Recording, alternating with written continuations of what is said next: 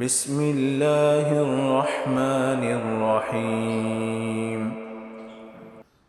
لم يكن الذين كفروا من أهل الكتاب والمشركين منفكين حتى تأتيهم البينة رسول من الله يتلو صحفا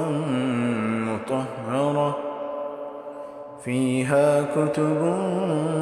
قيمة وما تفرق الذين أوتوا الكتاب إلا من بعد ما جاءتهم البينة وما أمروا إلا ليعبدوا الله مخلصين له الدين حنفاء ويقيموا الصلاة ويؤتوا الزكاة وذلك دين القيمة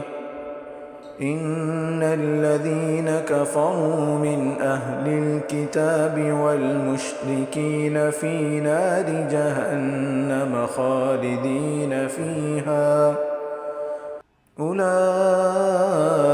هم شر البرية إن الذين آمنوا وعملوا الصالحات أولئك هم خير البرية جزاؤهم عند ربهم جنات عدن تجري من تحتها الأنهار خالدين فيها أبدا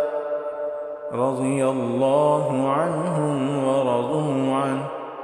ذلك لمن خشي ربه صدق الله العظيم.